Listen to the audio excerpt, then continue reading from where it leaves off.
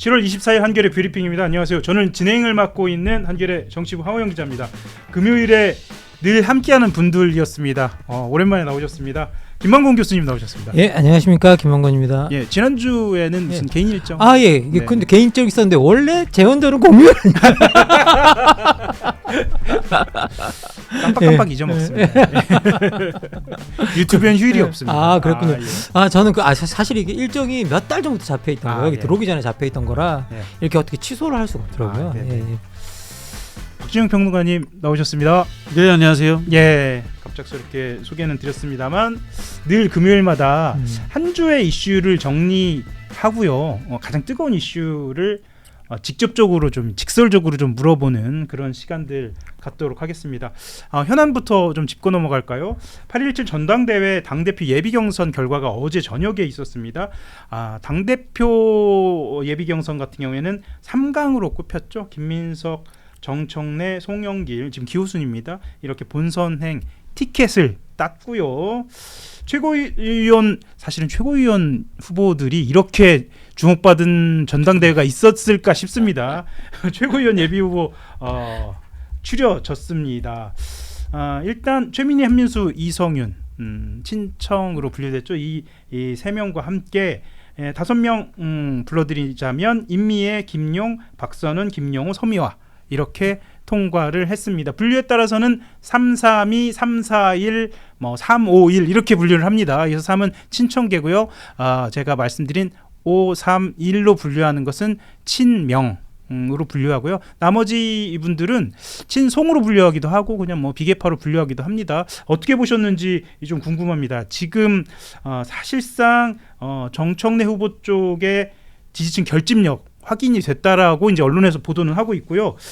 본격적으로 개파간 신경전이라든가 이 경쟁, 각축이 치열해질 것으로 보입니다. 제가 좀 말이 길었습니다. 어떻게 보셨나요? 바로 제가 김만곤 교수님, 그냥 네 가지 정도 측면에서 이제 정청래 대표에게 좀 좋은 양상이 나타났던 거 아닌가, 유리한 양상이 나타났던 거 아닌가 생각이 드는데요. 첫 번째는 이제 이번 걸 통해서 당원 중심주의 그리고 강성 지지층의 결속력이 이제 효과적으로 결합돼서 나타났다. 그러니까 소위 예외 없는 검찰 개혁과 강성 지지층이 사실은 분리가 잘 안 되잖아요. 그렇기 때문에 결국 당원들을 대상으로 한 선거에서 힘을 받는 걸 좀 볼 수 있지 않았나. 그리고 이건 그냥 사람들이 지나쳐 그냥 볼만하지만 그냥 제가 또 주목했던 건 뭐냐면 이렇게 누가 통과했다고 발표를 하잖아요. 기호 1번 김민석, 3번 정청래 이렇게 발표를 하는데 3번 정청래 나왔을 때 터져 나오는 환호성 크기가 달라요. 그 크기를 가지고 언론이 보도됐습니다. 와 이렇게요. 그래서 그게 사람의 숫자의 문제가 아니라 환호하는 정도가 다른 거잖아요. 생각해 보면. 그러면 얼마나 이게 내적으로 유대가 있게 지지를 하는가를 좀 볼 수 있다는 생각이 들고요. 두 번째는 이제 어떻게 보면 이제 일반적으로 언론이 분석하듯이 약자 코스프레 전략도 어느 정도 효과가 있었던 거 아니냐. 의외로 그 이야기를 많이 합니다. 당내에서 이제 내가 혼자서 두드려 맞고 있다. 그러니까 지지해서 이제 결집을 좀 해달라. 라고 이야기를 했고요. 그리고 이것도 역시 이제 우리 언론에서도 계속 이야기하고 있는 거지만 결국은 이제 여러 여론조사에서 조금 반영돼서 나타나고 있긴 있는데 국힘 지지자와 조국 혁신당 지지자들이 바깥에서 또 여론전으로 지원해 주는 것들. 그것은 좀 이따 여론조사 이야기하면서 좀 깊게 이야기를 해봐야 할 것 같습니다. 그런 부분도 약간 좀 도움이 된 것 같고요. 그런데 저는 결국은 그 당내에 가장 영향을 많이 미치고 정청래에 대한 어떤 영향을 많이 준 건 저 개인적으로는 유시민 작가의 등판이었다. 라고 저는 생각을 합니다. 그래서 유시민 작가의 말이 사실상 정청래 전 대표에 대한 지지 선언이나 다름없는 효과를 했다. 라는 생각이 좀 들고요. 그리고 이에 동조하는 이들 상당수가 정청래 후보를 지지하는 어떤 그런 경향으로 가지 않았나. 사실 이것도 명확하게 저희들이 통계가 없으니까 증거는 없습니다. 하지만 그런 경향이 있을 수 있지 않았나라고 저 생각을 하고요. 그리고 우리가 지금 현재 유시민 작가가 하는 말을 두고 이러니 저러니 비판을 많이 하고 있지만 사실 이렇게까지 거기에 대한 비판도 커지고 소음이 커지는 이유는 뭐냐라고 생각하면 결국 유시민 작가의 영향력이 그만큼 있기 때문이다.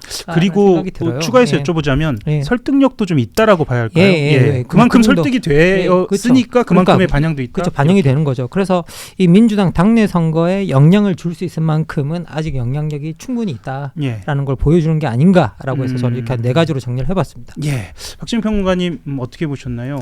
뭐 비슷한 맥락인데요. 네네네. 저도 최근에 이제 경향 TV에서 제가 그 선호의 강도에 예. 대해서 이야기를 했습니다. 이른바 이 좌우 극단에 있는 사람들은 선호의 강도가 강하다. 예. 중도로 가는 사람들은 합리성을 띠지만 선호의 강도는 약하다. 예. 이런 이야기를 했더니 뭐 자칭 유이재명이라는 사람들이 악성 댓글을 저한테 엄청나게 달더라고요.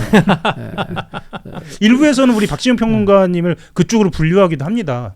뭐. 그렇죠. 유이재명. 전 아니냐. 유이재명 절대 그렇죠. 아니라고 거듭거듭 절대 말씀하시는데도 절대 아니고 절대 아니고 그렇다고 예. 해서 뭐 유시민 선생하고 생각이 같은 것도 아니고 예. 제 나름의 고유의 생각이 있습니다. 예. 저도 글 배운 사람인데. 예. 근데 그 금방 제가 했던 이야기는 예. 그 우리 정치학에서도 이제 선거 전략 짜는 사람들에서는 그냥 통용되는 이야기예요. 통용되는 이야기예요. 선호의 강도에 주목해야 된다. 예. 특히 당내 경선이라는 것은 바쁜데 공휴일도 아닌데 누가 선거하러 옵니까? 예. 선호의 강도 누군가를 강하게 좋아하거나 누군가를 강하게 증오해야지만 투표하러 오는 거예요. 합리적인 분들은 생각보다 냉소적이기도 하고 정치 혐오도 어느 정도 있고 그렇게 해서 생각보다 투표 잘 안 합니다. 그런 부분에서 정청래 후보에게 유리한 구조가 있어요. 그리고 또 이 선거 국면에서 제가 그 당내 선거의 몇 대 특징 이런 이야기를 했잖아요. 첫 번째 당내 이데올로기가 강한 사람이 유리하다. 두 번째 초반 결정 구조다. 세 번째 언론의 예측 게임. 익스펙테이션 게임에 충실해야 된다. 좀 더 나가면 사실은 근권 선거와 조직 선거. 예. 근데 이게 근권 선거와 조직 선거는 한국엔 잘 해당되지 않아요. 근데 이번에 좀 작동이 된 것 같아요. 제가 봤을 때. 그러면은 이제 당내 이데올로기가 강한 사람이 유리하다. 지금 민주당의 당내 이데올로기는 두 개가 같이 작동하고 있어요. 예. 첫 번째는 뭔가 하면은 진보 개혁의 정통성을 이어야 된다. 두 번째는 이재명 당이다. 이게 지금 두 개의 이데올로기로서 충돌하고 있어요. 예. 근데 김민석 후보나 송영길 후보가 일관되게 이재명 당이라는 것을 강하게 밀고 나가지 못했어요. 예. 그런데 반대로 정청래 후보는 진보 개혁의 정통성이라는 것을 강하게 밀고 나갔고 여기에 유시민도 힘을 보태주고 김원준도 힘을 보태주면서 이른바 강성 지지층 등 선호의 강도가 강한 층들이 집결을 한 거예요. 예. 이게 지금 여론조사의 상승으로 나타나고 있다. 예. 그렇게 보고 있고 한편으로는 이건 저만 아는 사실인데 예. 조직의 규제가 있습니다. 정청래 캠프에. 예. 네.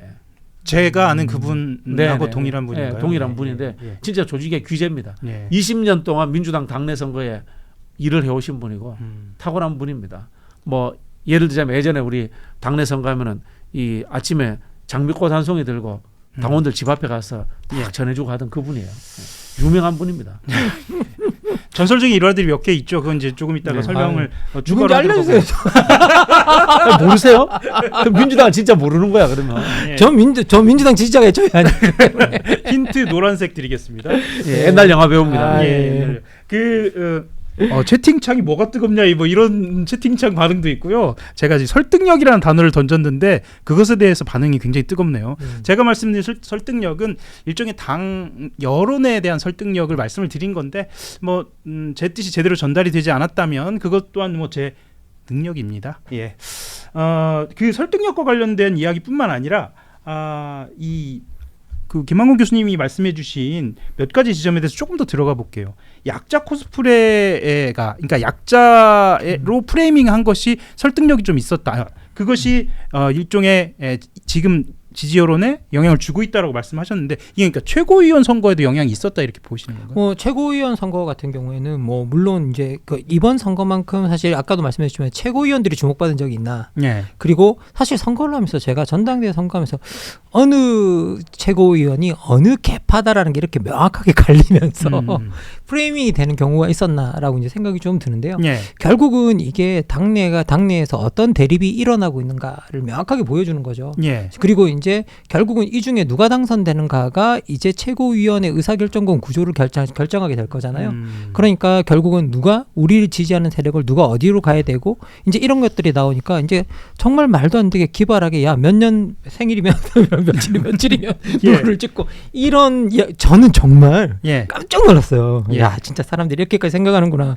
나는 정치학 공부 헛했다 정말. 이게 그런 생각이 좀 많이 들었었는데 정말 그렇게까지 조직화되는 경향까지 보이잖아요. 예. 그래서 결국은 이번에 이제 이 모든 프레이밍과 이번에 싸움 자체가 이제 최고위원까지 이렇게까지 다 누구를 어떤 방식으로 찍어야 한다는까지 조직화되고 그러면 결국 당내 선거에서는 이게 조직의 힘의 싸움이 힘이 엄청나게 크거든요. 그렇죠. 사실은 알고 보면.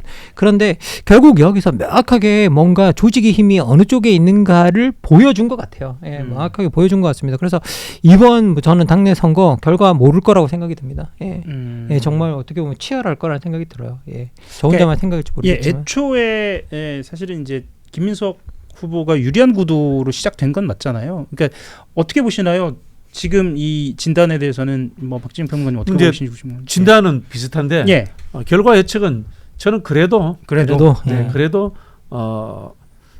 김민석 후보 쪽으로 유리하게 흘러갈 것이다.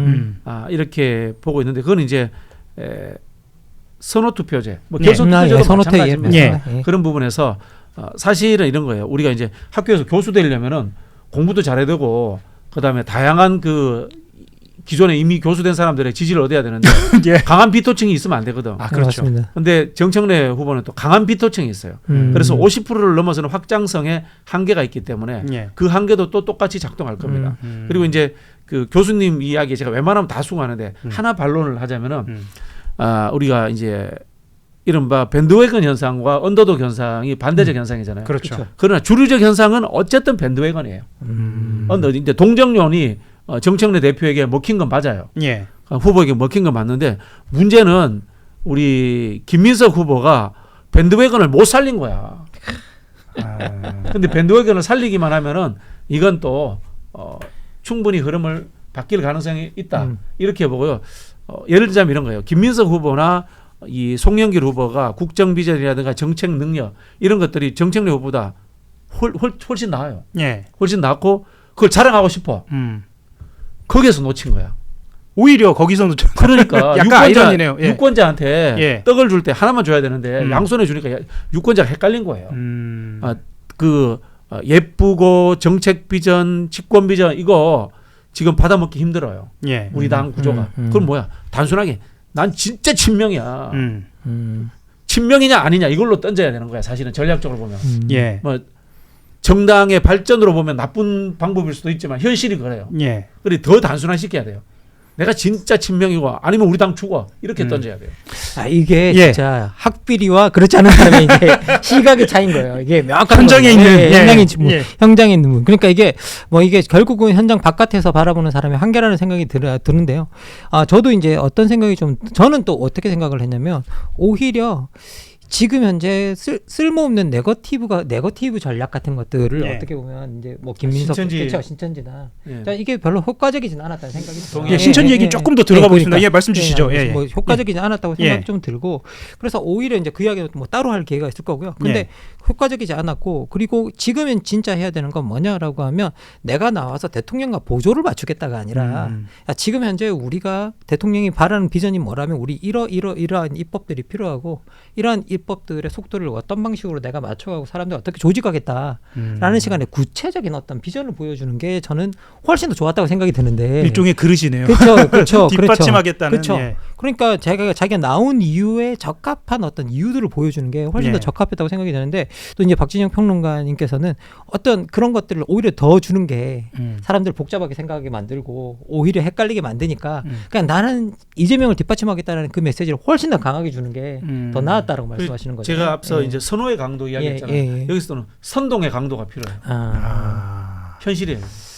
자, 그렇다고 한다면 지금 어제 오늘 한 사흘 동안 가장 뜨겁게 달궈지고 있는 이슈가 신천지인데요. 그러면 김민석 후보가 합동연설에서 반명 분열주의 신천지 이 키워드를 묶었습니다. 반명 분열주의 신천지를 3자 비밀연합이라고 이야기를 했고 사실 이제 박선원 의원이 이번에 이제 최고위원 예비 경선을 통과했고요. 실제로는 친명 후보로 분류를 합니다. 물론 이제 친송으로도 분류를 하고 있습니다만. 친송이 친명이죠. 뭐 그렇죠. 예, 그 박선원 후보까지 같이 이렇게 가세하는 형국이기도 하고요. 모르겠습니다. 지금 정청래 후보 같은 경우에는 정청래다라고 하면서 이것을 직접적으로 이야기하진 않았지만 다수 커뮤니티를 중심으로 해서는 이거는 정청래 후보가 연관된 것이다라는 의혹도 좀 제기되고 있는 상황입니다. 현재 상황부터 좀 진단을 하고 정치적으로, 그러니까 이 전략적으로 봤을 때 이게 어떤 효과를 발휘할지. 신천지나 종교의 침투, 예. 이거는 이제 당원민주주의에서 분명히 해결해야 될 과제예요. 저는 민주당이 협조해서 수사해야 된다고 생각하는 사람입니다. 그런데 이게 선거 전략의 문제로 봤을 때 그 사실관계의 팩트는 저는 확인이 안 됩니다. 예. 그리고 제가 김민석 캠프 쪽에 물어봤습니다. 근거가 있냐 그러니까 자신만만해 하더라고요. 그럼에도 불구하고 방법론은 옛날 방식이야. 기승전결, 서론본론 결론 네. 이렇게 해서 한번 터뜨리고 싶은 거예요. 그런 거 없어요. 요즘은. 제가 이야기했잖아요. 강력한 선동의 시대라고. 결론이야 무조건. 터뜨리고 시작하는 거예요. 요즘 시대는. 그러니까 어떤 빌드업을 차분차분하게 하는 그런 게 아니라 빌드업 없어. 지금은 쪼개서 그냥 빌드업 무조건 슈팅 때리는 시대예요. 정치는. 이게 현실이에요. 참 안타깝습니다. 이게 예. 사실 트럼프 죄송합니다. 이게 현실이에요. 그러니까 이 트럼프 같은 사람들이 하는 전략 보면 내가 실수 하나 하면 다음에 더 큰 실수해서 앞에 거 덮어버려야지. 그렇지. 그런 식이잖아요. 그렇게 돼버렸어요. 현실이 그렇게 돼버렸어요. 더 큰 거로 덮어버려야지. 그래서 더 큰 거 터뜨리고 더 큰 거 터뜨리고 그런 식으로 덮어가는데 지금 이제 정치가 그런 식으로 변해가고 있어서 좀 안타까운 측면이 있습니다. 근데 안타깝습니다. 저는 근데 이걸 좀 다른 측면에서 좀 분석하자면 아무리 우리가 극심한 경쟁을 하고 있어도 이게 결국은 우리가 경쟁하지만 동지 관계라고 한다면 그 동지들에 대한 의혹을 제기할 때는 명확한 증거를 일단 내밀어야 된다. 그게 기본이다라고 생각해요. 예, 그 증거와 함께 비판을 해야 되는데 이거는 나의 정작을 치는 것과는 좀 다른 거라고 생각이 들어요. 전당대회라는 특성상. 그렇죠. 예. 그래서 그 의혹만 짚어놓고 관련해서 내놓은 증거가 아직은 없다라는 것 자체는 이게 이제 이걸 기승전결로 짚어가 이제 하나하나 가는 과정이라고 말씀을 하시는데 이제 그것들이 나오기 전까지는 이게 올바른 방식인가에 대해서 문제 제기를 충분히 좀 할 수 있다라고 좀 개인적으로는 생각이 들고요. 그리고 그런 의혹 제기들이 잘못되었을 때 어떠한 파장이 만들어지는가는 우리가 이미 경험했어요. 대장동이나 이런 것들을 통해서 민주당은 다 경험을 했을 겁니다. 그런데 어떻게 보면 별로 그것에 대한 학습 효과는 없지 않았나라는 생각이 개인적으로는 또 들고요.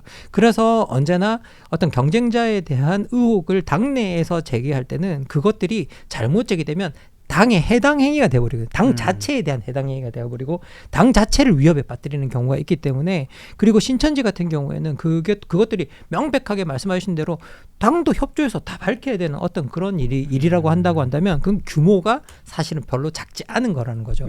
생각보다 타격이 엄청나게 있을 수 있는 거라는 겁니다. 그러면 그런 것들은 어떻게 신중하게 내놓아야 된다는 생각이 좀 드는데 이런 방식으로 그냥 내가 들었는데 말이야 라는 식 그리고 내가 확실한 증거가 있어. 근데 아직은 말하지 않겠어. 이런 방식은 저는 별로인 것 같아요. 예. 그 국민의힘 같은 경우에는 지금 민주당 전당대회 개입 의혹에 대해서도 수사에 착수해야 한다라고 하면서 대대적으로 공세에 좀 나선 상황입니다. 지금 교수님 이야기가 김만근 교수 말씀한 것처럼 그래서 저는 일단 신천지 문제가 있다면은 무조건 색출해야 된다는 생각이고 장기적인 관점에서 다만 말씀하신 것처럼 이게 상대 후보와 관련성이 있는지 없는지는 명확해야 됩니다. 진짜 명확해야 됩니다. 이거는 말씀하신 것처럼 당내 선거이기 때문에 근거가 없이 뭐 들은 이야기 전원 수준이랄까 이렇다면은 역풍 세게 불 거다. 그 말씀 드리고 싶고요. 그러면 김민석 후보가 적정한 시기에 이 근거를 공개하겠다라고 적정한 시기가 아니 당장 밝혀야 됩니다. 지금 밝혀야 한다. 2초 후에 바로 밝혀야 됩니다. 있다면 뭐 말씀하셨던 것처럼 저도 이야기를 좀 들어보니까 자신감이 좀 있어 보이더라고요. 그래서 말씀하셨던 것처럼 자신감이 있으면 바로 밝히세요. 그거 기승전으로 끌고 갈 생각하지 마. 그런 시대가 아닙니다.